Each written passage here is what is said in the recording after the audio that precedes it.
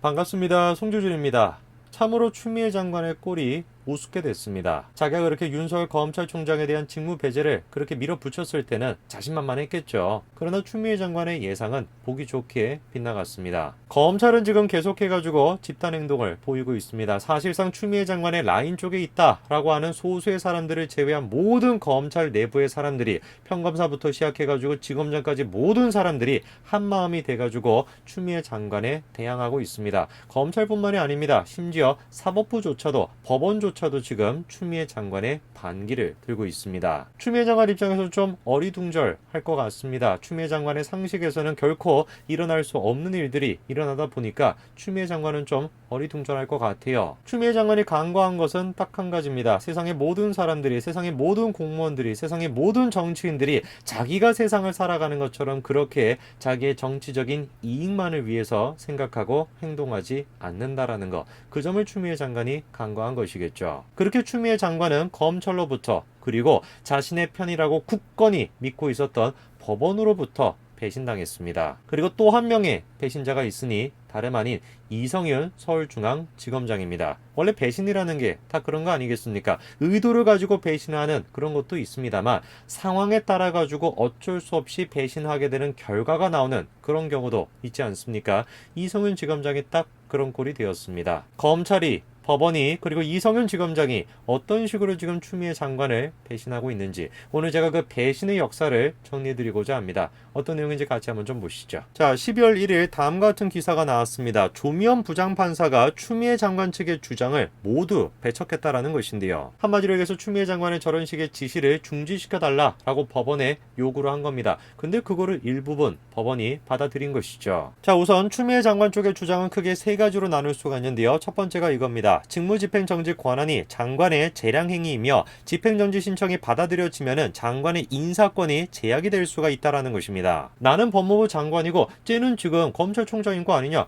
검찰총장에 대해서 내가 인사권을 가지고 있으니까 그 인사권을 지금 발휘를 한 건데 법원이 나서가지고 지금 집행정지 그런 명령을 내리게 된다면 내 인사권이 제한이 되게 되는 거 아니냐? 그거 그렇게 하면 안 되는 것이다. 그게 추미애 장관의 주장입니다. 근데 법원은 지금 뭐라고 했습니까? 재량권의 일탈, 남용은 사법심사의 대상이 된다라고 하는 놀라운 지금 입장을 내놓은 거예요. 추미애 장관이 그런 식으로 주장을 하는 것이 자신의 법무부 장관으로서의 재량권을 남용한 것이고 일탈한 것이다라는 거예요. 심지어 그것이 뭐까지 될 수 있다라는 겁니까? 사법심사의 대상이 될 수도 있다라고 하는 놀라운 지금 얘기를 하고 있는 거죠. 자, 그리고 추미애 장관의 두 번째 주장이 뭡니까? 윤 총장이 계속 총장 직무를 수행할 경우 공정한 검찰권과 감찰권 행사가 위협받을 수 있다라는 거예요. 자기가 지금 밀어붙이고 있는 감찰, 그 감찰도 어거지로 지금 밀어붙이고 있는 거 아닙니까? 근데 윤석열 검찰총장이 계속해가지고 검찰총장직을 유지하고 있으면은 내가 밀어붙이고 있는 감찰이 어떻게 진행될 수 있겠냐? 그러니까 윤석열 검찰총장이 나가야 되는 것이다. 그렇게 지금 주장하는 겁니다. 처음부터 끝까지 다 그냥 어거지인 거죠. 그래서 법원이 이번에 뭐라고 지금 얘기를 합니까? 신청인에 대한, 즉 윤석열 검찰총장에 대한 직무 집행 정지가 이루어질 경우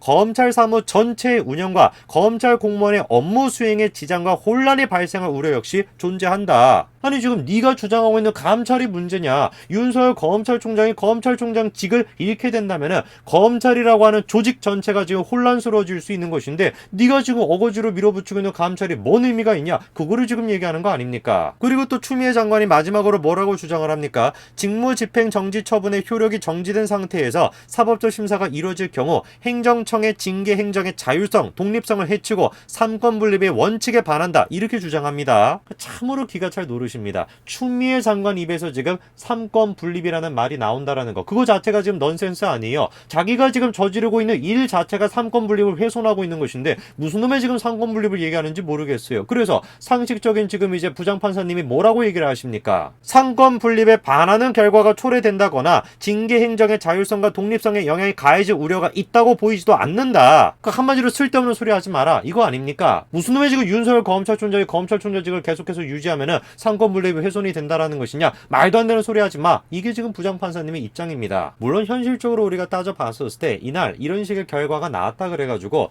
윤석열 검찰총장이 계속해가지고 검찰총장직을 유지할 수 있다. 그 뜻은 아닙니다. 이달 4일에 또 뭐가 열립니까? 검사징계위원회 이게 열리죠. 그게 열려가지고 해임이나 면직 처분이 나오게 되면은 윤 총장의 직무는 다시 정지가 되고 법원의 결정은 의미를 잃게 됩니다. 검사징계위원회 저게 지금 구성되어 있는 것 자체가 추미애 장관 라인 쪽의 사람들로 지금 구성이 돼 있다 보니까 사실상 저때 윤석열 검찰총장에 대한 해임이 결정될 가능성이 굉장히 높습니다. 그러나 그럼에도 불구하고 이날 나온 법원의 결정이 의미를 갖는 것이 무엇이냐? 윤석열 검찰총장과 추미애 장관의 이 갈등에 대해 가지고 사법부가 가지고 있는 공식적인 첫 입장을 우리가 확인할 수 있었다라는 점에서 의미가 있는 것이죠. 이날 법원은 중요한 얘기들을 많이 했는데요. 그 중에서 특히 우리가 마음속에 새기고 있어야 되는 말이 뭐겠습니까?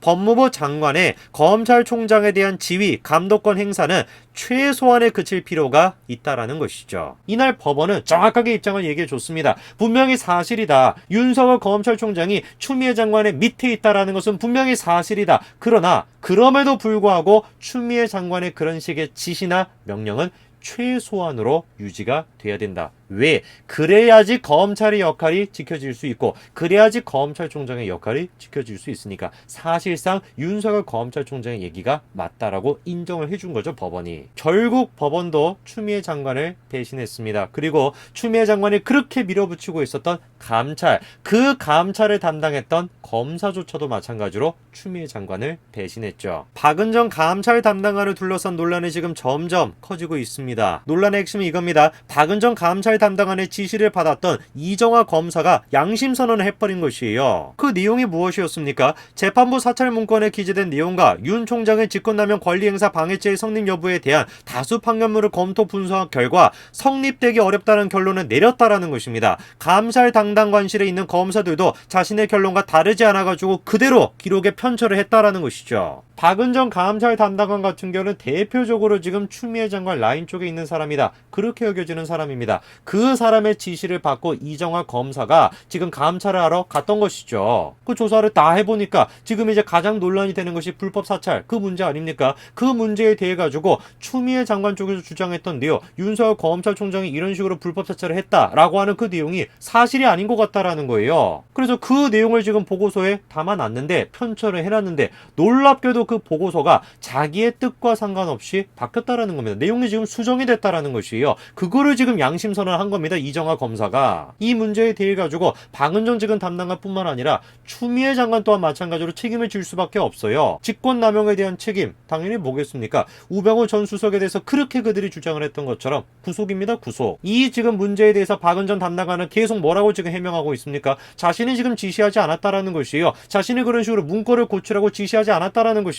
그러나 놀랍게도 이정화 검사가 박은정 담당관의 면전에다가 두고 못을 완전히 그냥 박아버렸습니다. 양심 선언했던 이정화 검사가 이번에는 박은정 담당관의 면전에다가 삭제를 지시했다라고 얘기한 것이죠. 박은정 담당관은 계속해가지고 삭제를 지시하지 않았다라고 부인해 왔으나 이정화 검사가 박 담당관의 면전에다가 대고 삭제를 지시하셨습니다라고 못을 박은 거죠. 사람 일이라는 게 원래 이런 것입니다. 원래 그렇게 계획한 대로 흘러가는 것이 아니에요. 추미애 장관님. 복잡한 현실을 자기 계획대로 뭔가 이렇게 딱딱딱 맞춰가지고 흘러갈 수 있을 거라는 믿음, 그 믿음이 문재인 대통령 맞는 것이고 추미애 장관은 맞는 거 아닙니까? 보세요. 지금 그렇게 흘러가는지. 안 되는 겁니다. 법원이 됐건 이정화 검사가 됐건 그리고 심지어 이성윤 지검장조차도 추미애 장관의 뜻대로 지금 움직이고 있지 않습니다. 물론 이거는 이성윤 지검장의 의도와는 상관이 없겠죠. 그러나 추미애 장관이 뜻한 대로 이성윤 지검장은 결코 움직이지 못하고 있습니다. 심지어 어떻게 됐습니까? 그 난리를 쳤던 나경원 의원에 대해 가지고 그럼 나경원은 그 질문에 대해서 이제 누구한테 물어보면 돼요? 이성윤 지검장한테 물어보면 됩니다. 무혐의라는 거예요. 지인 자녀 특혜 채용 얼마나 난리를 쳤는지 여러분 잘 아시지 않습니까? 결국에 이성윤 지검장의 수사 결과가 뭡니까? 불기소입니다. 불기소. 조국 장관에 대한 문제를 우리가 지적을 할 때, 정경심 교수에 대한 문제를 지적할 때 저쪽에 있는 사람들이 계속 막 반격이랍시고 얘기했던 게 뭐예요? 그럼 나경원은 그거 아니었습니까? 이제 그 질문에 대한 답변하시는데 막 골치 아플 필요 없습니다. 그냥 딱 한 가지 이성윤 지검장에 얘기해드리면 돼요. 하나같이 그냥 추미애 장관은 제대로 하시는 게 없는 것 같아요. 검언유착이 됐건 지금 뭐 라임 사태 옵티머스가 됐건 원전 문제가 됐건 뭐가 됐든지 간에 제대로 뭐 하나 하시는 게 없는 것 같습니다. 근데 이거는 추미애 장관의 잘못이 아니에요. 원래 세상 일이라는 것이 그런 겁니다. 그렇기 때문에 반드시 문재인 정권은 실패할 수밖에 없을 거예요. 문재인 정권이 지금 이해하지 못하고 결코 받아들이지 못하는 게 뭡니까? 현실이라고 하는 것이 굉장히 복잡하다라는 거. 상상을 할 수 없을 정도로 수많은 지금 이익들이 얽히고 설켜가지고 결코 어떻게 흘러갈지 예상할 수 없다라는 거. 불확실성 그 자체가 현실이라는 거. 그걸 지금 문재인 정부가 인정하지 않고 있습니다. 자기들이 계획한 대로 자기들이 어떤 정책을 만들어내고 이렇게 뭔가 착착착착 만들어내면 그대로 흘러가겠지. 그런 지금 낭만에 빠져 있는 거 아닙니까? 결코 현실은 그렇게 되지 않습니다. 그거를 지금 누구보다도 추미애 장관이 몸소 보여주고 계시는 거예요. 이런 식의 지금 배신 1, 2, 3가 발생할 거라는 걸 추미애 장관이 예상이나 했겠습니까? 저도 예상을 못했고 추미애 장관 본인도 예상을 못했을 거예요. 그게 원래 현실인 것입니다. 끝나지 않을 것 같았던 추미애 장관의 만행, 아이러니하게도 그거를 끝내는 사람은 추미애 장관 본인인 것 같습니다. 오늘까지 말씀드리겠습니다. 감사합니다.